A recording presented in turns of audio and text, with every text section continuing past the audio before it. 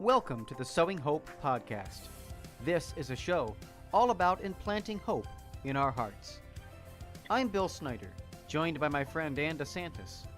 We're glad you're here for our uplifting conversation about faith and how it sustains our hearts through all the seasons of life. Thanks for walking with us.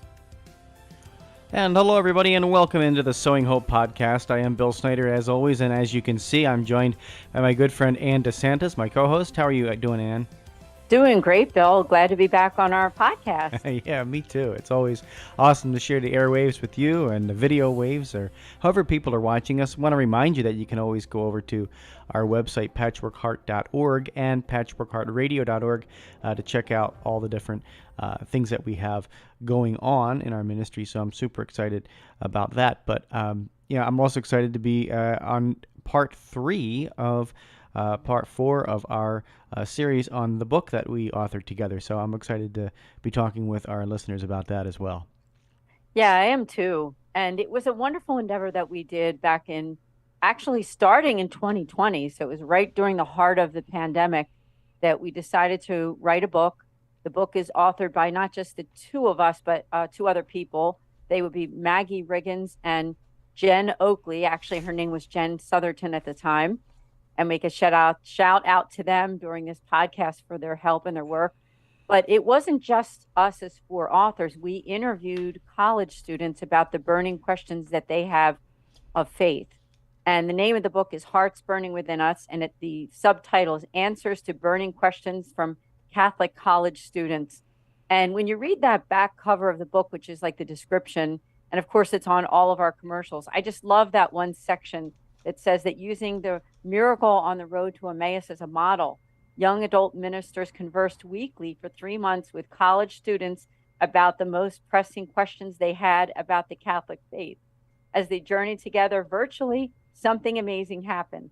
Doubts disappeared, fears faded, and Jesus revealed that he is still alive. I mean, Bill, I have to say, you wrote that, and isn't that exactly what the book is about? Yeah, it is, and you know what the amazing thing is, it actually happened, right? Like it really did. You know, Jesus showed up in a big way in all of our lives throughout the course of this book, and it was beautiful. It was a beautiful experience to walk with that. As we know, these are moments. They're holy moments in our lives, and that certainly was one of them. Authoring the book, and we hope that many people get an opportunity to go into this book and use it for their children, their grandchildren. If you're a college student yourself, or you're getting ready to go off to college, although that's not the time of year that normally happens, but maybe you're in college right now. Grab a copy of the book because these are practical questions and practical answers that we try and give questions to. And so in the first 2 parts of the series, if you haven't watched, this is kind of like the little companion to the book, right, Ann? This is one of those little companion pieces that we're trying to offer to people that they can hear from us a little bit. But grab a copy of the book and follow along with us, and you can always go back in our podcast archives and listen to the first 2 segments because there's 4 sections in the book. And so we're going to focus today on the 3rd section, which is sharing the faith. So I'm super excited to delve into some of the questions there. We're not going to be able to go into all of them, so that's why you got to get a copy of the book. Yes. And to get a copy of the book, just to let you know where you can get it. I mean, a simple way is just to go to Amazon because it is on Amazon. Hearts Burning Within Us by Patchwork Heart Ministry, or you can go to patchworkheart.org. And I will say that Bill's new website is really amazing. And not only can you learn about what we do with this podcast, but one of the big things that he's doing, which is a Catholic documentary on the Shroud of Turin. And so if you're with a church, a diocese, archdiocese, whoever you are, please do learn about that. And I know we'll talk a lot about that in the future too. But for now, we'll go back to this book, right? And so we're looking at the section 3 of the book, which is sharing the faith. I'm just going to read some of the chapters and then we can review them. But some of the chapters are meeting like-minded Catholics, successful introduction to non-practitioners, hypocrisy in the church. I'm sure that's one that a lot of young Catholics think about and wonder about. Is it okay to befriend non-believers and non-Catholics? So they're just some of them. But I thought maybe we could start out with that first chapter, Bill, which is meeting like-minded Catholics. That's a great topic of discussion, because when young people go off to college, sometimes there is that question of faith as to continuing and attending mass and being a participant in the sacramental life. And so that first question that I mentioned is meeting like-minded Catholics. The question that we got from some of the young people is, how do I meet like-minded people of faith who want to practice Catholicism? And I'll just give you a little bit of the answer that we had to that question. It says, as a college student, you're likely surrounded by peers and a wide variety of beliefs, values, and lifestyles. College is a unique time to allow the Holy Spirit to work in and through relationships with people who might have completely different ideals than you. I recommend embracing these types of relationships as much as possible and being extra attentive to God's presence in them. So, I mean, let's just stop right there, in that most of the time when people go off to college, they are meeting with people of all different faiths, whether they're Christians, non-Christians, or even people who maybe they think about themselves as spiritual but not religious. So, Bill, I don't know if you had any thoughts on that, because I do think that's an interesting perspective. Some of the kids, or I should say the young people that were involved in helping us with this book, were attending Catholic universities. And these days in Catholic universities, you'll have not only those who are Catholic, it will, some that are actually Catholic in name, but they're not really practicing their faith. Mm-hmm. And also Christians, people who attend different other Christian denominational churches, and a lot of people who are sort of into the New Age movement, or possibly even not really celebrating any religion. I mean, that's a pretty high percentage of young people these days that just decide upon themselves that they don't want to affiliate with any type of organized religion. And so, looking at this chapter of our book, this is really a great answer, I think, that we gave. That one of the things that it says here is that hopefully your response to an acquaintance could be something along the lines of, "I'm sorry, you're busy with homework. It can be so difficult to make it all happen. For me, I always find it easier to hit the ground running with homework after I have an hour at mass, or I can just shut the homework part of my brain down. I forget homework exists for an hour, and then I'm fueled to get it done after." And what that refers to is when you meet that person who is away from their faith, and finding a way to invite them to mass or other participation in the sacramental life. Yeah, exactly. And I think, that it's a beautiful thing. I think, to go out into the world and understand that the Holy Spirit can use you. I remember my college experience and feeling like I now can be a witness to a different group of people. Me personally, I lived in a small little town in Philadelphia, and suburbs my whole life. And I chose to go about 2.5 hours away to the University of Scranton. So I was further from my family, further from my parents, although, 2.5 hours isn't all that far. You could get home on the weekend if you needed to for something, or, a special event, or, in your family or something like that. But it was beautiful to be around and understand that I can now interact with a different group of people that are coming from different areas. I mean, New York, New Jersey, Philadelphia. There were people from Chicago. There were people from all over the country attending the University of Scranton, and it was beautiful.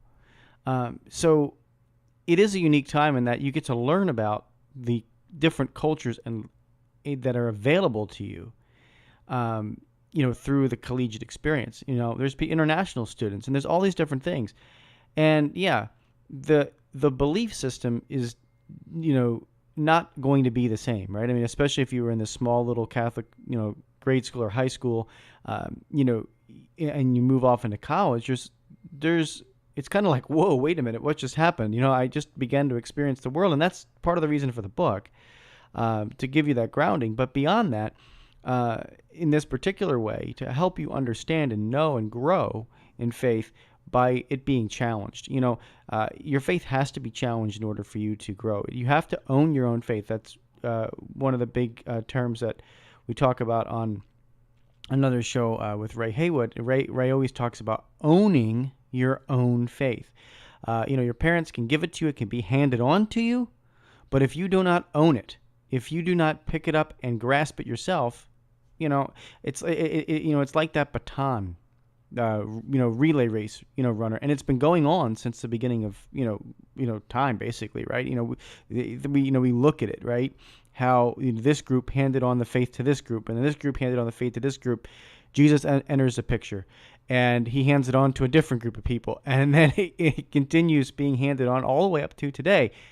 But let me tell you, the baton can be offered to you, but if you don't pick it up and hold it at one point in your own life, you're not going to go, very, very, you're not going to be able to hand it on to the next group, because it's going to be waiting back, at the starting line where you were supposed to start.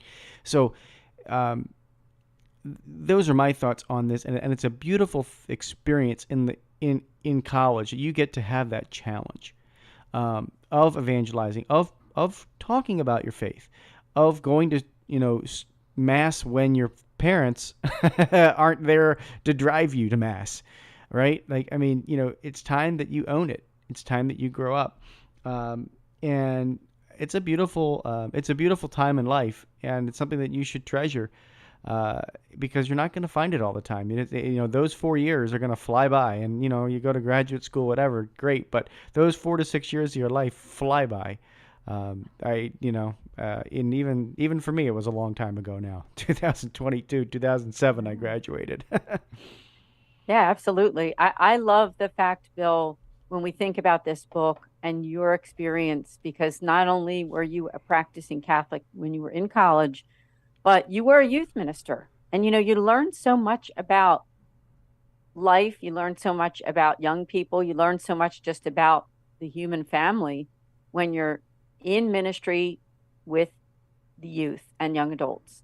So I just think that that's a wonderful thing. When it comes to this book, and when you purchase this book, the expertise that comes through with some of the other authors in the book, which were, as I said, Jen Oakley and Maggie Riggins, who were very heavily involved in evangelization. And then, of course, myself being the executive director for the St. Raymond Onatus Foundation, which is my honor. We don't necessarily in our foundation specifically deal with young adults, but our ministry is really for families in crisis. And let's face it, families and individuals in crisis come in all shapes, sizes, and forms, don't they? And so we do deal sometimes with young adults who come to us and want to find pastoral care. So that's an honor. Now, one of the next thought chapters in the book I thought we could discuss is hypocrisy in the church, which was a pretty lengthy discussion when we did the writing of the book and the research that went into it. And the question in chapter 31, which is part of this section, says, how does one deal with hypocrisy in the church, both within the church and of its members? There's a feeling that it's for members only, not making much room for the marginalized. When I think of families and couples who are, quote, friends with the pastor in well-established friend groups, it makes it difficult to feel welcomed. And I have to say, this was one that I actually took a bigger part in helping to answer this question, because as some of you know, I wrote a book last year called Love and Care for the Marginalized. And marginalized people and people who feel kind of outside of the walls of the church has always been an important thing to me. And the answer that we gave, some of the answer, I'll read, not all of it, is that hypocrisy in the church is manifest in a multitude of ways. Since the church is composed of human beings who are sinners, it can be difficult to see the church as a unified body of Christ when there are certain people within individual parishes who do not have a welcoming disposition. And that's true. It is important to remember Jesus' words in Matthew 25:40. And then the king will say to them in reply, amen, I say to you, whatever you did for one of these least brothers of mine, you did for me. So, Bill, I thought we could kind of unpack that a little bit. You and I did a whole series on the synod recently, didn't we? A Yeah. 10-part series, and we talked at length Yeah. at length about this. So, if you're interested in that discussion in a Mhm. greater way, go to the Patchwork Heart Ministry YouTube channel playlist and just look for the synod, because it's a Mhm. 10-part series where Yeah. we really unpack that. So, Yeah. but any thoughts on this with that question, Bill? Yeah, for sure. I think when we look at hypocrisy in the church, we have to remember that um, you know we ourselves can be hypocrites at times. None of us live the faith perfectly, and I remember Cardinal Dolan, who was our Archbishop here in Milwaukee until I think until 2008.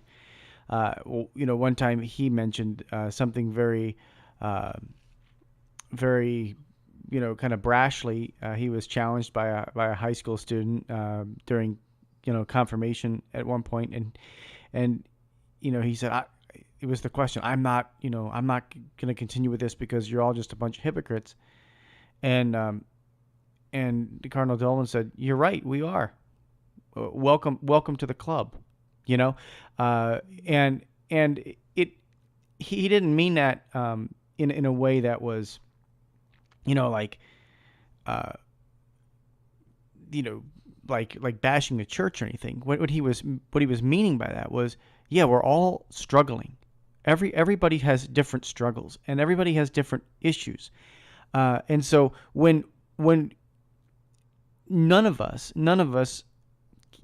live up to the perfect gospel standard 100% of the time, because we're all sinners. None of us do, right? So at some point you have been a hypocrite in your journey. It's just that simple, right? Here, but the amazing thing is that we have these sacraments. We have the ability to go back into the confessional and say, Father, forgive me, I've sinned, I've failed at this, right?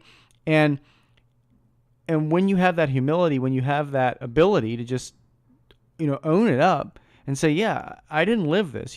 Here, the gospel says this, and I did that, and then I come to church and I pretend that I'm still that anyway. you know I can't tell you how many times in my own life I've done that. And uh I I but I challenge young people to say, you know what, don't don't stop going. Utilize the sacrament of reconciliation. Utilize the sacrament of reconciliation to put yourself back in the state of grace, and recognize that everybody is fighting the same battle. Everybody on the planet is fighting the same battle. So, are we a group of hypocrites? Absolutely. To sum up what Cardinal Dolan said, right? Absolutely, we are.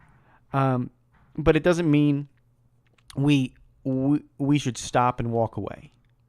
You know, uh, that's the only way that you can be defeated in this battle. By the way, I want you to recognize that. Like, that's the only way that Satan wins, is if you walk away from the church. If you stay in the fight and you go to confession and you pray every day and you go to mass on Sundays, you win, because Christ won. But if you walk away and say, you know what, yeah, it's so much easier. They're just a bunch of hypocrites. I've had people treat me poorly, as Ann said, right? I've had people who, didn't live up to that, were not welcoming. They were jerks in the church. We've all been a little bit jerky. I know I have. I know I've treated people, poorly in my life. So go to confession, pick yourself back up, and remember that the person sitting next to you in the pew is doing the exact same thing, or trying to do the exact same thing. Is how I would, say it. So don't worry about the fact that you're surrounded by hypocrites. I know it sounds like a bad Spaceballs quote. I'm surrounded by hypocrites, but it's the truth. Yeah, I love everything that you said, because you brought up what Cardinal Dolan said, and I think what he was trying to express wasn't to like say, "Hey, admittedly, we're all hypocrites over here. We're none of us are following church teaching." That's not what he's saying. What he's saying is, "Hey, whether you're involved in ministry or not, we all are affected by sin, aren't we? Everybody's affected by sin. And but the antidote is Christ and his church and also the sacraments of the church. And Bill mentioned confession. So that's a really big thing. But getting back to the like just finishing that question that we had here, which was the hypocrisy in the church, to continue the answer that we gave was that we said in our book that each member of the body of Christ should know that Jesus emphasizes care and inclusion of the marginalized. As little Christ, we need to make this a top priority in our church and in our larger communities. One of the best ways we can deal with exclusion is to be someone who includes. Instead of waiting to be brought in by a particular group, be the person who brings others in. And I think for younger people who are at college or even, finishing high school, unfortunately what happens in excuse me, in high school and in college is the idea of groups that are forming friend groups. And that's a good thing. I know that when I see people that I know personally, even on social media, when you see those friend groups that have lasted for so many years, people that I know from, say, high school or college time or whatever, and how some of those relationships have continued to stay relevant, right? Meaning the people that still get together, even if it's just once a year, even if they just stay in touch on social media. So it's a great thing to have like long lasting friendships with people. But what's not good is the attitude of closing in on oneself. And especially for being a member of the Catholic Church, is that we are really called to reach out to those loner people, those people who don't have, and as I say in my book that I wrote, the love and support they deserve. So when you're at college, when you're at high school, and you see that person who doesn't have the friend group, maybe they have a tough at home life, maybe there's something going on with their personal life that is causing them to lose their faith. You know, we're not called to be popular. We are called to make outreach to those people that Christ would leave the 99 for. Christ went out after that one lost sheep. And we're really called to do the same thing. And I think with the answer that we gave to that question in the book was that we are all called to reach out to people in that particular way, meaning to care about them. Don't just reach out to a marginalized person just to make a checkbox and say, well, I did the right thing. I called so and so today to see how they're doing. I don't know about you, but I found that sometimes people who are a little more left out of the group, that sometimes they wind up being some of my closest friends, people that I can trust, people that their stories are amazing. And so I just want to, just make that shout out to people watching this podcast that maybe someone in your college community or high school, maybe it's even in your neighborhood or your church, that someone that doesn't seem to have that sort of little 10-person group that they go out to breakfast or lunch with or hang out with. And maybe you could be that one person to be invitational to them. So that was another one of those chapters of the book. Another one that we had, Bill, was reaching out to Christians and non-Christians. And in our book, we say that Saint Augustine said, no man can find salvation outside the Catholic Church. What makes Catholicism the fullness of the truth beyond general Christianity? Should we reach out to other Christians as well as those who do not know Christ in evangelization? So, Bill, I didn't know if we wanted to kind of talk about that one as our last one on this show, but I think that's a good one too, is the reaching out to Christians and non-Christians. Oh yeah, absolutely. And I think, when we talk about sharing the faith, I think our Holy Father is really big on it, right? I mean, he is, massive on the ecumenical front and wanting to reach out to all people and all Christians. As Ann mentioned during the podcast, we have a whole thing on the synod, and that's really what his mission is during this whole thing. But in terms of the college perspective, right? In terms of the college student perspective on this, we hear that, yeah, absolutely. The Catholic Church is the only way, truth, and life that we can, enter through the person of Christ into, eternal salvation. But we have to remember what exactly that means. And I think in the book we really answered that well, in meaning that, we're talking about that the truth of the church is contained within, that the Catholic Church contains the complete truth uh, of the faith, and it relays the truth of the world, perfectly through its teaching. However, that doesn't just mean that we're only going to find, practicing Catholics in heaven, right? Like, heaven is not just for practicing Catholics; it is for all people. And the way I like to, kind of delve into this and help people understand this is that, you know, um, your understanding of the faith plays a role in salvation, right? Um, and the church believes that if you are not exposed to Christianity, like let's say you're a Muslim living in, Saudi Arabia, and you've never had a true authentic experience of Christ, you've never experienced that, and you don't experience that during your life, then your life is judged on merit, right? And that's what our catechism teaches. And so merit would mean, are you a a living to the gospel standards that you don't know? That's the best way. How closely are you following the true, the good, the beautiful in your life? Even though you do not have a complete understanding of Christianity, right? And so that is how we understand that. Even for our brothers and sisters who are in the Protestant, sects, we understand that they have a different understanding, and they're raised in a different way. Now they can come into the full communion, they can come into the fullness of the Catholic Church to understand and know more. But if they never come into that understanding, did they live their best life, right? And Matthew Kelly talks about, the best version of yourself, becoming the best version of yourself. And did you become the best version of yourself with the knowledge and the understanding that you had? Now, that's not to say that we're not supposed to go out there evangelize. It's not to say we're not supposed to go out there and, preach the gospel. And, if somebody comes to us and says, I want to know more, and we don't, teach them that, and we don't reveal the truth to them, then that's on us, right?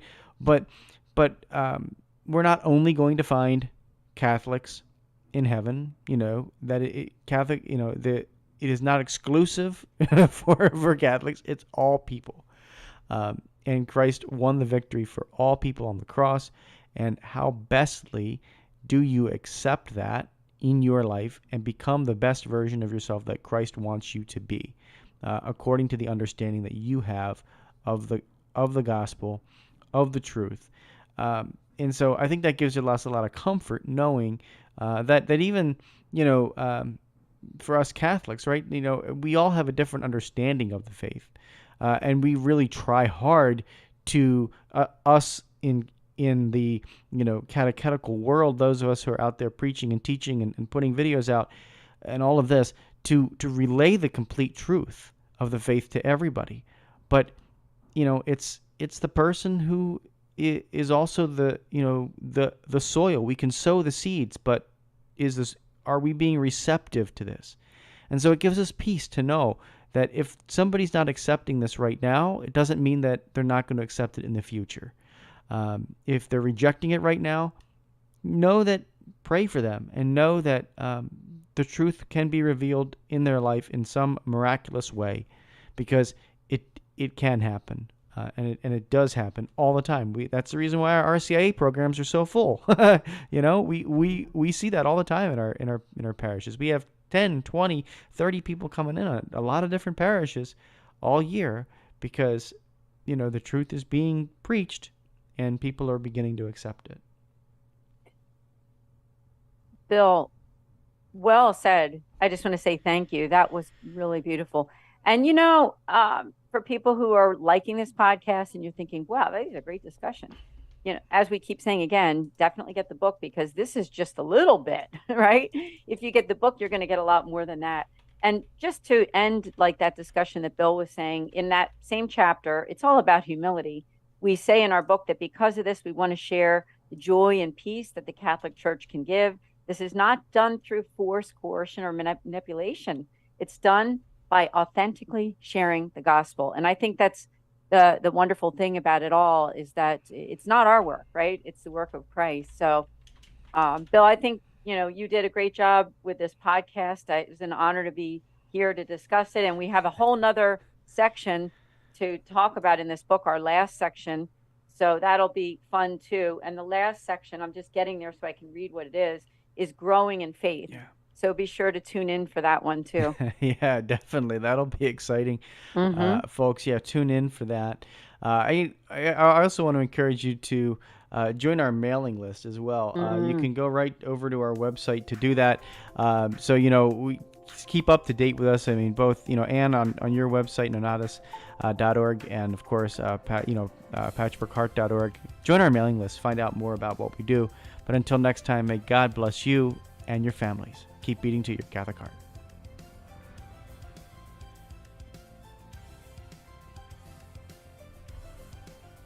Thanks for listening to this episode of Sowing Hope on Patchwork Heart Radio. For more information about this podcast and our ministries, visit our websites, patchworkheart.org and andesantis.com. You can also follow and interact with us on Twitter at PWH Ministry or Andy Santis 2.